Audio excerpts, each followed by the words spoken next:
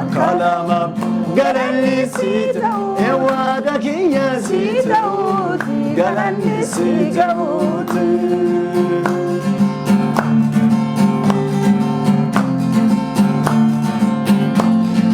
sarvai sei jala ulend komputite latte darte silte name bacha kichite duwarra dua gorpon jireyinu tolchite duwarra dua gorpon jireyinu tolchite harkalama galanni sitau kakiya sitau galanni sitau duguma harkalama galanni sitau duguma sitau galanni sitau harkalama galanni sitau duguma sitau galanni sitau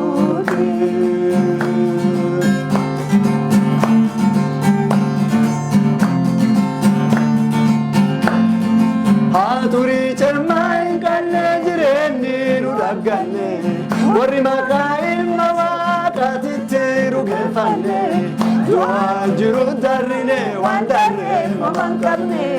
dua jiru darine wandare mamankarne kalama bugalani sitau akakiya sitau galani sitau ilili galani sitau galanni sitau harkalama galanni sitau galanni sitau galanni sitau luguma sitau galanni sitau barakeena kana keessa amma rakkoon sirratti hin dhaqqabdu fatanaan sirratti hin dhaqqabu homaan teetu gamabbuuta akkana teeta akkana taakkitoon jedhan baay'ee jira amma fakkeenyaaf wangeelaaf jedhanii rakkachuun immoo barasanii akka jannummaatti kun gara tokkummaan agarsiisa barumsa theology irratti the theology of cross waan jedhamu jira Paawulos illee hidhama kiyya irratti fokkifatin jedhee Timotoosi barreessa hidhama kiyya hin fokkifatin Kiristoosiif hidhamuun balchummaa malee battummaa moti barasan hidhamiis jannummaa malee injifatummaa moti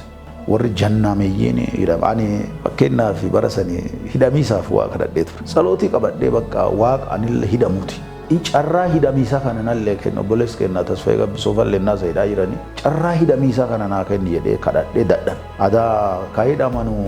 sunuu fedhamoo waaqaa malee akka fedhaneefillee hidhamanudha minaalbaat yoo hidhame minaalbaat akka isaanii sanii dandeeffan keessan darrufate uu dandeetti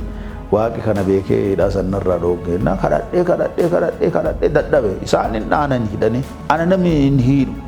karaa diqqoo akkas gizee rakkoo diqqoo akkasiin bira dhaqqatti maqaa kennallee liistii kennalla kana hidhanuuf kan hullee hidhanuuf nallee akka karaa adoolaa kanatti akka hidhanuuf dabarsanee illee turan eegine hidhaan narratti naqqabne kadhadhe malee waaqa gaafadhe malee hidhamne maan jennaan barasanii hidhamuunu istaandardii kiristaanaa nutti fakkaatti innasanii garuu barbaadan eefedoon ta'ini fedha waaqaa ta'eef hidhamanii garuu waan ta'e yennaasanii namoota hidhame gargaaraa ture ala ta'e wayaa isaanii fadhiqaa deemaa isaan fagaafataa waan tokko jedha akkasiin ture tajaajilli kiyye yennaasan kanuma ture jecha kiristinnaan barataniillee ka jabeennaan darran ka garaa jabaatanii darran barasan cubbuu wanni jedhanu daba wanni jedhanu namni gizee yaadattu iyyuu qattu nama balleesse nama miidhee darreettee gizee yaadattu qattu sobeelle nama darre gizee jettee yaadattu leemati bara sun bara jabeennaa fi ossataan darranu kanaafuu obbolees kennaa Alamaayyoo afaan faranjiititti resilience waan jedhamu kana akka malee qaba akka jaba kana jechuun maal jechuu obsata cimaa ka waan sodaanne tokko ayyaanni waaqa nama jabeessu tokko waan akkasii qaba kana caalaallee immoo wanni Alamaayyoo obbolees kennaa wannan dhaggamaani ari'amuu malee rakkoon hedduu irra dhaqqabdu malee wanni waaqi isaa yaadu kaayoo waaqinni dura kee takkaallee duubatti wanni hafe hin jirtu. Yeroo tokko akka ta'een guyyaan sanbata jechuudha guyyaa waaqumfannaati nu waaqumfataa fi walti dachaanee mana namaatti kadhannaa beet kiristaanii nu ariiteetti siddeetirra jirra mana obbolees kenna barraa buuqataa nama jedhan tokko jira achi dachaanee nu waaqumfatu jiruuni dhufanee nu marsan Alamaayyoon fa kiristaan xeenxeen qendeenyaa isaanii as jirti kolbaa kana marsan nu dhufane nu waaqeffatan aqumu nu jedhan dhaabsa saydan balta batonanaan in dhaabsi nu jenne waliin maal jennaan hin dhaabsinya faarsine waa waaqayyoo isi irra nu gussitan kun dhugaa tan gadin dhiisnu garuu hidhaamsa isin baantan kan deennee hidhamna faarsinee deennee hidhamnaa jenne kiraara fudhatee Alamayyooni na waliin dhaabbanne an daftara isaa qabee faaruu akkana jedhu Fara'oon warra nu arsuran Fari'ooni onne mannu jabeeffate garbummaa harree nut godhate isi maafi Fari'oon nu jabeeffate garbummaa harree nu godhate deebisaan hatolchu hafuura hamaa hatolchu akkana jedha egaa guddoon wanni arinu ari'u jiranuuf wanni nuti onnee jabaafaneeti isaa hafuura hamaa tolcha nu ammoo kaayuu waaqaatti tanan tolchisa jedha nama murtoo agasee murate nama kakaasa faaruu san faarfanne waliin gara hidhaan oofane amma wajjita Alamaayyoo faarsaa Alamaayyoo waan uumumuti garuu wanni jedhu nama waa waaqaatti murata kaayoo itti yaamame sanii gargala keessa adula fambuusin dhaba keessa adula fambuusin ariisaa warraa hafiraa keessa lafa adon buusin bara dhabee namni isa hin gargaarre keessatti in hostelii keessa guddate dhaguu daddane jirtanu ijoollee hosteliitti abbaa hin qabu ijoollee abbaa hin qabne fuudhanii hostelii keessatti mekaanismus hin qarqaarte yeroo nu fuutee dilla galchite garuma woma waaqa kanaaf woma revivalii kana jedhanii beet kiristaaniin hostelii keessa yaari'ani dillatti yaari'ani keessa baasanii saakkicha galee lafa gaxariitti lafa wanjir ijoollee hosteliitti qinxootiin guddatte marroo waaqaatiif hostelii keessa baay'ee ari'amee saakkicha deebi'ee huqqatee surree irraa buugeettee qabattoo akkana wanni gaaleen gaafa hidhatee jira gatii wangeelaa inni baase waan sadarraallee faarseera waa isa qunname mararraa Alamaayyoo faaruu itti dhufa nama teessunoo biyya Gujii keessatti Gujii qubate biyya Godoo keessatti biyya Booranaa keessatti akkuma Itoophiyaa keessattuu faarfataa teessunoo guddoo dhiibbaa guddoo uumee kaayoo guddoofilee taree amma inni tareera tariira isaatiif guddoo hin gabdina yaamicha inni yaamatameef hin gabdina waliin gaafa nu ari'ame halkaniin mana deema saakkicha ka'ee dibbisaa oggoo lafa jedhan deema dibbisaa qarsaa jedhan lafa deema katamaa keessatti gaafa oggoo lafa jedhamtu tokkotti waliin kadhachaa jirruuni magaala deeme kiristaana galagaliisaa fi warra biqilee dolokkoofa mulgeetaa hamdiinoo fayyadamee isaa hojjetaa mootummaati warra kana tajaajilaa katamaa oolee dhokatee isa deebi'u isa karaa mishiinii kana isa deebisuu jiru nami isas yoo dhagge qabee hidhu tokko ila keessa dhufu yoo namicha kana fuula namichi qabee isa hidha obbolees keenya simee gwaaddanyaa isaati waliin jiranii warra buna uumuu jiru cabsee seene maal yoo isaan jedhan kana inni waan dubbanne boroon taree kun duubaan dhufeetti amaachinu soddaaddo jedha Oromoo baay'een soddaan hin dheetamaa jedhameetu akkas jedhanii boroon cabsee taree fuula'ee karaa miliqee dhaabate. Kun duuchin gatii Alamayyoon kaffale. Wangeelaaf gatii inni hin kaffalin hin jiru. Dikameera, beelotoera, daareera, mana sagadaa keessa dhibbaa irra dhaqabdeetti, hoostelii irra ari'ameera, firaa itti ka'aneera, waa hedduu isa dhaqabeera. Kana mara keessatti Alamayyoon teessunoo guddoo tolchee kaayoo yaamameef sanii dhaabbatee ገነስ ይሳፍጣቴር እንደ ፈተና የሚያስበው ከትውልድ ሀገሬ ወጥቼ ሶስተኛ ልጄን ሲወልድ ዱፍ ዝናብ ነው የሚዘንበው ከምትስ ተብሎ አሁን የተሰራ ዲላ ላይ ገና ሰራተኞች ብቻ ናቸው አንድ ዘበኛ ጎኔ ላይ እንዲህ ያለ በቃ ከታች መቃብር ነው በጣም በዛፍ ብቻ ነው አለው በዛ ዱፍ ነው የሚዘንበው ምጥ ይዞኝ Alamaayyoo አገልግሎት ሄደው ይያለ ይሄ ልጅ ብቻዬን ነው ወለድኩት ለብቻዬን እና የሆነ ቆጥ ላይ የሚያድር ልጅ አለ ዘበኛ ኤልያስ ነው ስሙ ኤልያስ አርኩ እንደሚወልድ አውቄ ሁሉ ነገር አሰናድቼ ለሊት ላይ 9 ሰዓት ላይ መጥቶ ጀመረ ልክ መጥቶ ሲጀምር ዶፍ ዝናብ በበረዶ ይዘንባል 10 ሰው እንኳን ቢጮህ ድምጽ አይሰማም ያ ልጅ ብቻዬ ነው ልጄ ምጥ ይዞኛል የተፀሐይ የምትባል ንብረት ኃላፊው ባለቤት ሄደ ጥራልኝ አልኩት ምን ሆንሽ ምጥ ይዞኛል አልኩት ኦኬ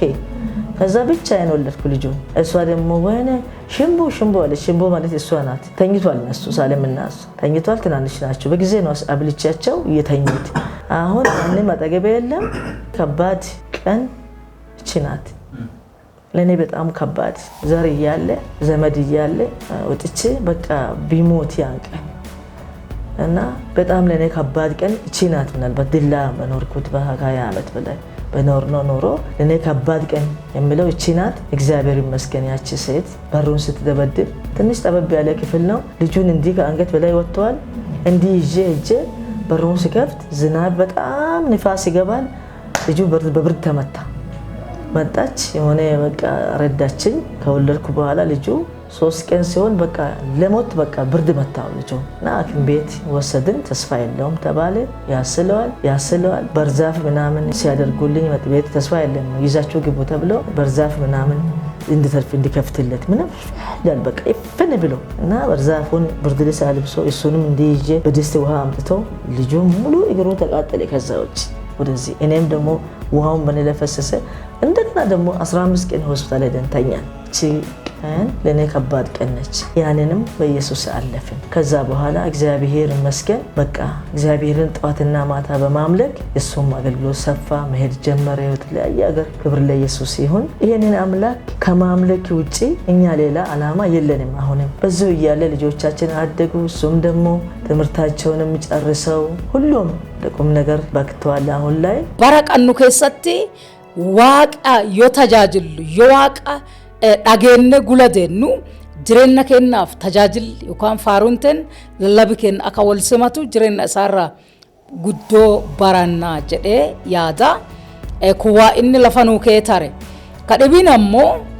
faaruu isaa ka inni faarfate baay'een akkasiin miidiyaal irra jirtu cufti kennan benna ammoo caalaa barreeffamalleen faaruuni gara miidiyaan dhufinille baay'ee jira kanaafu faarfattooti isa waliin ka'ani yookaan ka isatti aananii ka'ani warri baay'ee walti dhiyaatanu kaammallee waan qaban cufa waliin qabanu keessattuu ka buleessa kenna faarsaa dubbaalee mulugeetaa faa karaa isaatiin baay'ee faaruu buleessa kenna Alamaayyoo faarfataa Alamaayyoo argachuu dandeenya gara fuula duraatti barreeffamallee naa ta'u miidiyaaleen karaa garaagaraatiin qophaa'ee waan dhiyaatu fi faarfattooti faaruu isaa kanarratti xiyyeeffannaa kennine dhalootaaf akka inni hafu dhalooti akka faaruu tana faarfataa ittiin fayyaa warra dhibiilla fayyisaa akka jiraatu faarfattooti keessattuu waan kanarratti akka hojjennu isa kana irra deebi'ee dubbatu fedha.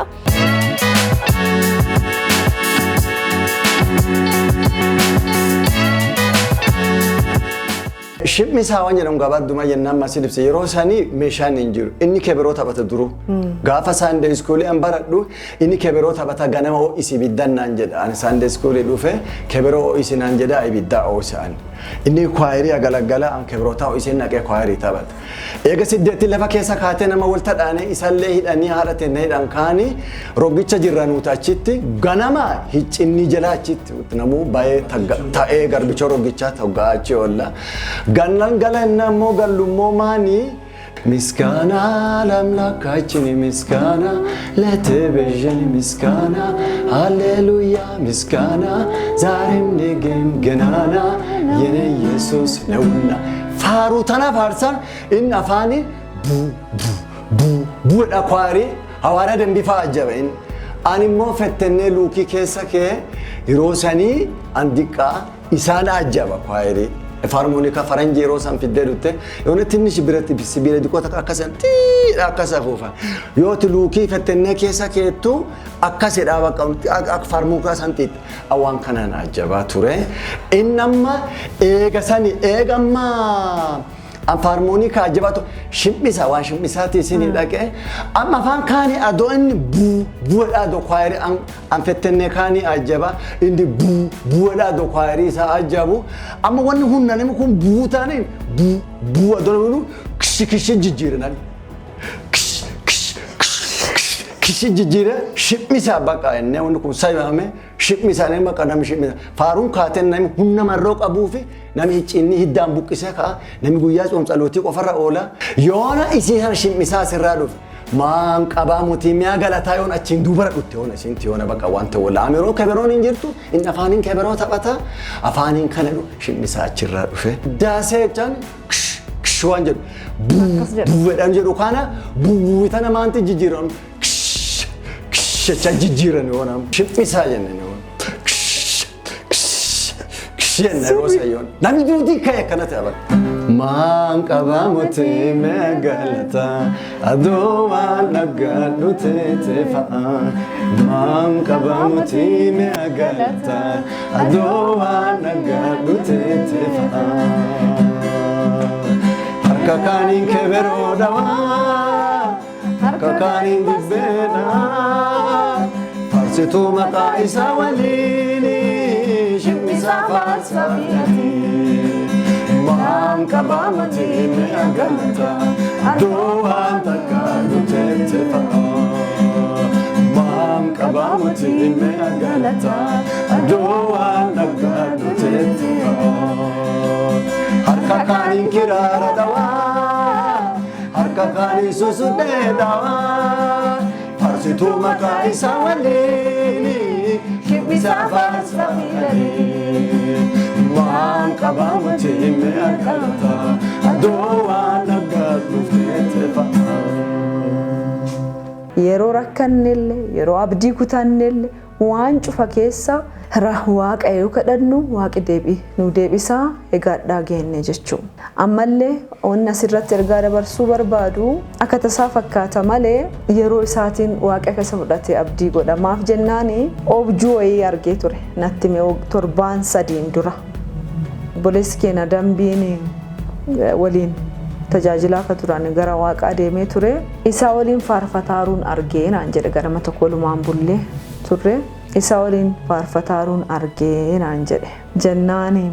ati akka mangista samaati seentu shakkii tokko hin qabu haa ta'u malee waggaa 120 jiraatta anatti isaan jedha waggaa 120 jiraatta fayyaan kee naguma ispoortii yeroo baay'ee hojjeta nu caala aktiivii baay'ee kitaaba dubbisa garuu gizee tokko pireesharii waan qabuu fi qoricha pireesharii kana dhaabuu kana dhaabii jedheen inni beekatee ture inni faarfataaruun argee ture garuma waaqa jaallatu san waan deemeef baay'ee hin gaddine abbaan ka isa adda godhu akka nama jaalala nama qabatee reefuu kaan yeroo cufa jaalalli waaqa waliin qabu ho'aa ture jechuudha. Ijoollummaa isaatiin jalqabee gammaatti gaafa nu dadhabnee ganamaan halkaniin ka'uu dadhabnullee inni saatii 9 yeroo cufa kitaaba isaa banatee faarfannaa isaa hega saatii 12 saatii 9 hega saatii 12 hin faarfatan. Ollaalleen hin beeka adda abbaan mana jira jedhan. Sagalee isaa gad godhee ka'ee hin dubbatu. Ol kaasee faarsa, ol kaasee dubbisa. Nama cufa kaasa jechuudha. Akka nama jaalallee reefuu kan qabame kaan ijoollummaa isaatiin hega ammaatti jaalala dhugaa waaqa jaallata. Yeroo cufa maadeeffata, yeroo cufa waaqa waliin dubbata. Halkan saatii 9tiin hega saatii 12. Saatii 12 duuba ammoo ispoortii fi hojjetuuf baay'ee deema. Guyyaa tokko illee hin qaanofne. Ka waaqa ta'e isaatitti hin ceerre hin fokkifanne. Maqaa isaa adoo kabaju abbaa isa jaallatu bira ulfinnaan waan deemeef maatiin kunillee gammachuu guddaa qaba. Obbo Alamaayyoon kennaa isaatti fayyadamee yookaanis ayyaana waaqa biraa isaa kennametti fayyadamee nama tajaajile. Sagalee isaatiif muuziqaasaa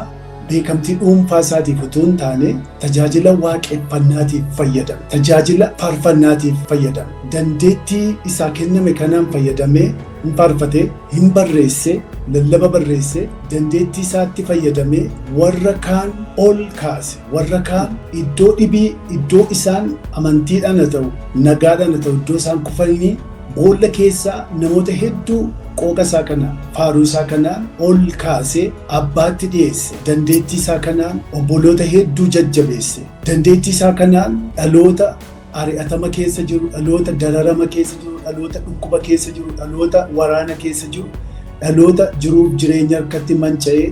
hedduudhaaf eebba ta'ee dandeettii isaa kanaan haga miilli isaa adeemuu danda'u hundumaa dhaqee haga qooqi isaa immoo qilleensarra qaari'ee dhaggeeffatamu hundumaa qaari'ee dandeettii isaatti fayyadamee mootummaa gooftaa keenyaaf fayyisaa keenya Yesuus Kiristoos lafa kanarratti waaressuudhaaf dhama'iinsa salphaa hin goone shoora olaanaa taphate. Obbo Alamaayyoon waan isaaf kenname kaayyoo olaanaa tajaajila olaanaa Great Commission isa jennuchaadha. Ergama gooftaa keenya Yesuus Kiristoos raawwate. Ergama gooftaa keenya Yesuus Kiristoos fiixaan baafate. Haga lubbuunsaa lafa kanarra jirtu haga jiraatetti itti fayyadame. Yeroo isaatti fayyadame, kennaa isaatti fayyadame. Isa kana agarra isa jalqabaa. Inni lammaffaan immoo yeroo jijjiiramaa yookaan yeroo rakkinaa, yeroo waraanaa, yeroo ari'atamaa, yeroo itti maqaa gooftaa Yesuus dha'uun saalfiif yeelloo ceephoo turetti yeroo baay'ee wangeela amanuun kiristiyaana jedhamanii waamamuun saalfii ture keessatti dhugabaatuu wangeelaa, dhugabaatuu Kiristoos Yesuus ta'uudhaan darbe. Lallaba isaatiin ta'u keessumaa addumaan immoo faarfannaa isaatiin yeroo hamaa, yeroo beelaa, yeroo daaruu, yeroo uffannaa dhabuu, yeroo mana keessa jiraatan dhabuu, yeroo mana kiraaya waan kaffalan dhabuu, maatii isaa qabatee, ijoollee isaa qabatee, natti qaawwee, natti hir'ate utuu hin jedhin kaayyoo isaatiif amanamaa ta'ee darbe. Inni lammaffaan isa kana. Xiyyeeffannaan Obbo Alamaayyoo tajaajila isaa keessatti hamman qaamaan argetti, hamman immoo kaasetaanis faarfannoota isaa dhaga'e keessatti gooftaa Yesuus fayyisaa akka ta'e, kolbaa waaqaa gara mootummaa waaqayyootti afeeruu kottaa jedha. Itti siqaa jedha, gooftaatti dhiyaadhaa jedha. Hin baqatinaa, mootummaa waaqaatti dhiyaadhaa jedha. Gooftaa Yesuus fayyisaa akka ta'e, gooftaa Yesuus jaalala dhugaa akka ta'e namootatti himuudhaan xiyyeeffannaan isaa wangeela keessatti namoota mootummaa waaqayyoo wajjin wal barsiisuu, gooftaa Yesuusii wajjin wal barsiisuu akka ta'e hin hubanna. Isa kanas namoota gara gooftaatti afeeruu tajaajila faarfannaa isaa keessatti gargar utuu hin kutin keessatti argina. Isa kana taasisee darbee jechaadha. Inni sadaffaa fi dhumaannan gama koodee dubbadhu afaan Amaariffaadhaan xinnoo baay'ee gaarii godhee lafa naa ka'a.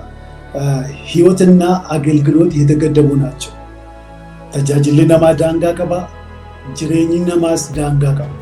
Obbo Alamaayoon jireenya daangeffameef kennaa ayyaanaa daangeffame kana ituu waa biraatti achi hin gorin amanamaa ta'ee ciniinnatee rakkina obsee tajaajila isaa kana xumurate.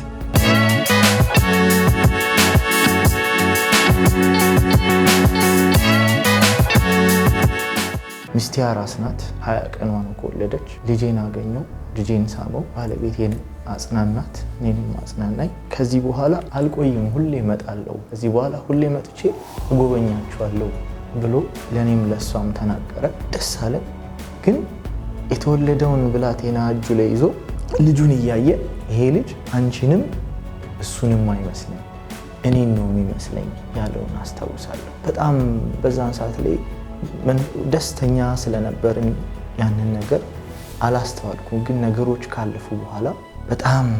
ነገሮች ከባድ መሆናቸውን አየው። ከዚህ በኋላ ሁሌ እመጣለሁ ሲል ለካ ሌላ እንትን እንዳለው ተረዳው። ከዛ አባቴ ወጥቶ ሲሄድ የመጀመሪያው ልጄ ታክሲ ውስጥ እሱ ሲገባ በጣም ልብን በሚነካ በሚሰብር አንጀት ያለቅሳል። ልጄ እንደዛ ሲያለቅስ አይቻላል። ቤት ገብቶ ማልቀስ ጀመረ። ቤት ገብቶ ማልቀስ ሲጀምር አባቴ ሄደ። ሰኞ፣ ማክሰኞ፣ ሮብ ባለው ቀናቶች ውስጥ እመጣለሁ። የገባልኝ ትልልቅ ነገሮች ነበሩ። እንደ ወንድ ልጅ የነገረኝ ነገሮች ሁሉ ነበሩ። ሊሰራቸው ያሰባቸው ነገሮች ሁሉ ነበሩ። ያንን ነገር ሁሉ በቃ አባ ዝም ብሎ ትቶት ሄደ። እኔም ተሰበርኩኝ፣ እኔም አዘንኩኝ። ወደ አገለገለው አምላኩ፣ ዋጋ ወደ ከፈለለት አምላኩ አባቴ ሄዷል። ቤት ውስጥ ያው ልጅ ሆነን ወይ ትንኝ ወይ በረሮ ስንገል ቶሎ ብላችሁ ንስሓ ግቡ ህይወት አትፈታችኋል አይነት ነገር ይለን ነበርና እዚህ ስማሽ ነበር በጣም ለሰው የሚጠነቀቀው። ኢቭን ሰዎች በክፉ ሲቀርቡት በመልካም ነበር እየመለሰና ያንን እያየን ነው ከሱ ያደግነው። ይሄ ነገር ደግሞ አድርጎ ትልቅ በሱ ወንጌል ስራ ላይ ትልቅ ፍሬን አፍርቷል። አለማዮን ኑፊ አካ ኪታባ ጉዳ ወራማለ ከሳ ዱማኔት ገራ ፋሩትለን ገራ ለለባ ወንጌላትለን gara hawaasummaatiilleen Alamaayoon nu fakkeenya guddaa waggaa dheeraa walii hojjanne waggaa dheeraa waliin turre kana qofaa miti saba amma kibba Itoophiyaa jiru kana saba Gede'oo waliin saba Gujii akkasumas Amaaroo Burjii Boorana Sumaalee biresii dhaqee garri diresii dhaqee achitti afaan isaatiin faaruu isaatiin uummanni hedduun gara wangalaatti akka dhufu haga Keeniyaatti ba'ee tajaajilli isaa beekamaa. Kanaaf Alamaayyoon biyya keessa callaa doon ta'in biyya ollaalletti ba'ee ka beekamee fi beekamtii isaa sun dhuguma jireenya jiraateen malee akka qalxiitti kalaalamu moti. Alamaayyoo dhabuun kenna akka qaaliyootitti akka nama waliin hojjetuutitti akka waldaa kennaatti nama guddaa dhanne. Gara jireenya hawaasummaa yookaan lafaatiin faayidaan argate tajaajilli argate uumaa kan jirre ta'uu isaa dubbii waaqaatiin ala dubbii wangeelaatiin ala faayidaa kana ifiif oolfadha wanni kun naaf tola wanni kun naaf godha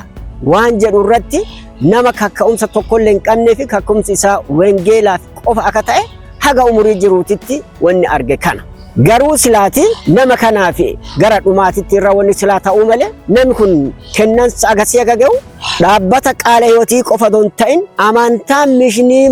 guutuun Itoophiyaa keessa jirtu nama beekamtii isaaf kennite. Namni kun kennansa waaqaa nama qabu akka ta'e arjooma waaqaa baay'ee of keessatti ka qabu akka ta'e garaagarummaan dinominashinii tokkollee doon jiraatiin tajaajila qulqulluu kennaa akka jiru na balchaa ta'uu isaa ka itti amaname ta'eeyyuu garuu wanni inni itti tajaajilamu Woyyuu ka isaaf hin mijoonne akka taane baay'ee kan argine keessa kennatti diqqoo dhaga'ama. Inni amma waan tajaajila lafaa ta'in balchummaa isaatiin gara abbaa isaatitti ol deemullee yeroo tokko namoonni akkasii kuni nama kabajamaa akkanaa ulfinni waaqaa guddaa itti jiraatu kana idoo lafuma irralletti yeroo jiruuyyuu wanni biraa illee idoo hafeeti geejjiba itti deddeebu tajaajila bal'aa kanaaf akka deemu yeroo tokko fardaan yeroo tokko lafaan yeroo tokko miiluma isaatiin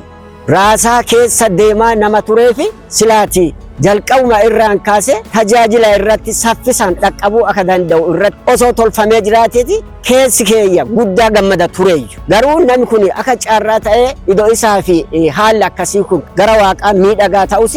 lafalleen eloo miila irraatiin deemu baay'ee idoon forfatin bufa kanaan deemaatuma gara abbaa isaati deemuu isaa baay'ee gaarii ta'e osoo silaati geejjiba tokko qabaate konkolaataa tokko qabaate baariyaa kana akkasitti deemee jiraate kanaan caalaa silaa in dhaqqabsiisa ture. Keessumaanuu wanni isa dinqisiifadhu tokko yeroo konferensiin adda addaa lafa gammoojjii gomolee keessa jirtuyyuu namni kun konkolaataan filatu miilaan deema. Achi keessatti ergaa inni dabarsu nami abbaa fedheeyyuu iddoo santi ka argame isa amma kiristaana addee santi argamee miti nami Ayzaabaayyu ka amanneeyyu achitti yoo argame tajaajila isaa san keessatti lubbuun baay'ee gara goottaa iddoo santi dhufti. Mana namaa yoo seene akkaataan inni nama gorsu namoonni baay'een sababa isaa irraan ka'uun gara waaqaatitti gara mina waaqaatitti gara gumii waaqaatitti akka dhufanu ani raagaa ilaati ka waliin ture. Kun amma jettee doon ta'ini baroota 90moota irraan kaase hega yeroo inni amma gara gooftaatitti ol deemetti dhiyootti wal hordofaatii fi tajaajilli isaati hagam eebbifamaaf iddoo deemame irratti barbaadamaa ta'uu isaa iddoo deemetti yaamamaa ta'uu isaa iddoo deeme hulatti tajaajilli isaa guutuma guutuutti eenyu biraalleetti bara tokkollee idoon komatamin jecha akkasii jedhee komachiise nam jedhu Ayzaabaa fi kuulle osoo hin kaasin kabajaan osoo jiraatu tajaajila deeme mara keessattuyyuu nami maqaa waaqaatiin jedheetti kabaja gooftaa Yesuus Kiristoos ulfinna isa irratti jiru ilaaluun arni isaati ka waaqaaf kenname. Nama duraalletti yoo dhaabbatu hojjaan isaa ejjinni isaa dhaabbanni isaatuyyuu nama ayyaana waaqaa guddaan guutame abbaan kamiyyuu gaasha Alamaayyoo jedhuu irraani ka irran dabarre ta'uu isaati ija kiyyaa fi qaama kiyyaan ka arge